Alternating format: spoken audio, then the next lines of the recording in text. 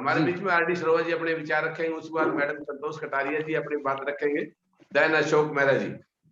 जी जी welcome sir, जी continue करें। सर्वप्रथम, हाँ जी, सर्वप्रथम हमारे जो महान संत समाज के शिरोमणि हैं, जो हमारे साहब हैं, हमारे राष्ट्रपिता जी, वे हमारे वास्तव में हमारे राष्ट्रपिता हैं, महात्मा ज्योतिराव फूले जी। उनकी पुण्यतिथि पर उन्हें शत शत कोटि कोटि नमन करता हूँ। और आप सभी को भी मैं तहे दिल से नमो बुद्धाय, जय भीम, जय भारत। उनका जो जन्म है 11 अप्रैल 1827 को पूना में, और उनका जो कार्य है बहुत सामाजिक रूप में बहुत लंबा चौड़ा है। और उन्होंने सामाजिक राजनीतिक और धार्मिक आर्थिक के क्षेत्र में बहुत कार्य किया है। और वो उस समय जब कुरीतियां, अंधविश्वास, पाखंड बिल्कुल चरम पर थे, तो महिलाओं को घर से निकलना तो दूर, वो घर से निकलने की सोच भी नहीं सकती। ऐसे समय में उन्होंने शिक्षा की अलग जगाई और अपनी पत्नी के साथ, जो हमारी मैं समझता हूँ कि हमारे भारत देश की प्रथम महिला शिक्षिका माता सावित्रीबाई फूले, उनको भी मैं कोटि कोटि नमन करता हूँ। और सामाजिक कुरीतियों को दूर करने का उन्होंने भरसक प्रयास किया है। वे एक महान समाज प्रबोधक, विचारक, समाज सेवी, लेखक, दार्शनिक तथा क्रांतिकारी कार्यकर्ता रहे हैं, जो ऐसे हमारे बहुजन समाज में विरले ही पैदा होते हैं। और इसके साथ साथ वो उन्होंने अपने समय में बहुत ही एक बात जो कथन कहा था कि विद्या बिन मति गई, गति बिन नीति गई, नीति बिन गति गई, गति बिन धन गया, धन बिन शूद्र पतित हुए, और इतना घोर अनर्थ केवल अशिक्षा के कारण हुआ।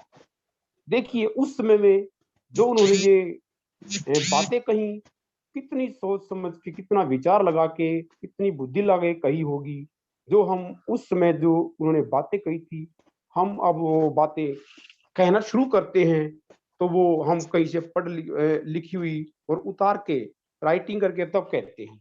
और वो उनके मन में ऐसे ही आवेग आते रहते थे।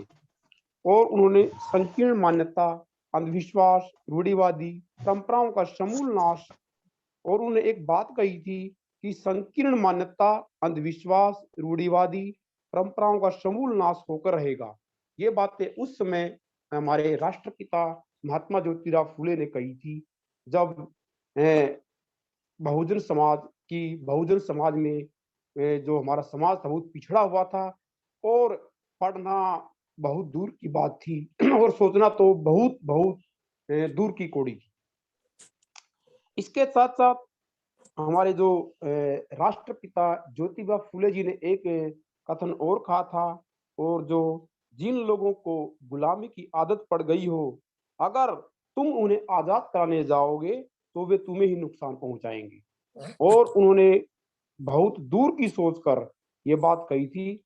और वो बात उन्होंने इसलिए कही थी कि वो उन्होंने अपने समय में झेली है, वो उसके जो है भुक्तभोगी रहे हैं।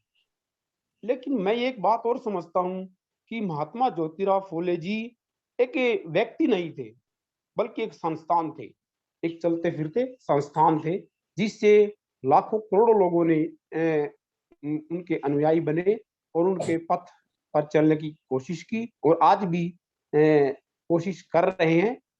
इसके साथ साथ, लेकिन इसके साथ साथ एक बात और भी है कि किसी महान व्यक्ति ने कहा है कि जिस दिन हम इस दुनिया से जाएं तो समाज को एहसास हो और ये कहे कि देखो ये बहुजन समाज का सशक्त योद्धा जा रहा है। ऐसे हमारे बारे में विचार हो, और तब जाके समतामूलक समाज की स्थापना हो सकती है। और इसी के साथ साथ वो 28 नवंबर यानी आज ही के दिन और 1890 को वे 63 वर्ष की आयु में वे हमें संसार से छोड़कर चले गए। वे चले तो गए, लेकिन उनके बताए गए रास्ते पर हम उनके बताए गए विचारों को हम जान ले तो उनका जीवन सार्थक हो जाएगा, क्योंकि महान व्यक्ति कभी नहीं मरते अगर उनके विचार जिंदा रहे तो हमें उनके विचारों को जिंदा रखना होगा। इसी के साथ जय भीम, जय भारत, जय संविधान और जय हमारे राष्ट्रपिता ज्योतिबा फूले। Thank you. जय भीम। राष्ट्रीय पिता महात्मा ज्योतिबा फूले की पुण्यतिथि पर श्रद्धा सुमन अर्पित करते हुए मैं अपनी बात को आगे बढ़ाऊंगी। महात्मा ज्योतिबा फूले के जीवन में जो संघर्ष करने जो बदलाव आया वो इस तरह से आया कि वो अपने एक मित्र की शादी में जा रहे थे। वो मित्र उनका जो ब्राह्मण था, तो जब वो बारात में जा रहे थे तो जो और ब्राह्मण थे उन्होंने देखा अब ये शूद्र हमारे साथ चल रहा है, तो उन्होंने बारात को रुकवाया और पूछा कि ये शूद्र तुम्हारे साथ कैसे जा रहा है। तो जो उनका मित्र था सखाराम परांजपे, उन्होंने कहा कि ये मेरा मित्र है और मैंने इन्हें शादी में इनवाइट किया है। तब उन्होंने वहीं बारात रोका और बोले कि अगर शूद्र हमारे साथ चलने लगेंगे तो हमारी तो जो वर्ण व्यवस्था है वो खत्म हो जाएगी। आज शादी थी सखाराम परांजपे की, उनको भी अपने माँ बाप की और दादा के बात को मानना पड़ा और वो बारात लेके आगे चले गए। महात्मा ज्योतिबा फूले वहीं खड़े रहे और खड़े खड़े सोचते रहे जो ये गुलाम है ना, इस गुलामी का कारण अज्ञानता है और अज्ञानता का मतलब क्या है, अशिक्षित। तो सबसे पहले मुझे अपने समाज को शिक्षित करना है। तो उन्होंने फिर सबसे पहले उन्होंने चलाया एक मूवमेंट, सेल्फ रिस्पेक्ट मूवमेंट। भाई मैं सबसे पहले सबको आत्मसम्मान दिलाऊंगा। और फिर उन्होंने एक स्टेप बाय स्टेप 5 चरण बनाए, स्टेप बनाए 5, जिसमें पहला स्टेप था शिक्षा और दूसरा था साहित्य और तीसरा महिला, चौथा प्रेरणा स्रोत और 5वां था सत्य शोधक समाज की स्थापना करना। तो उन्होंने जब शिक्षा किया ना, तो शिक्षा में उन्होंने अंतर बताया कि जो गलत और सही में अंतर करना सिखाता है वह शिक्षा है, और जो गलत का विरोध करे और सही का समर्थन करे। शिक्षा की डेफिनेशन ये है।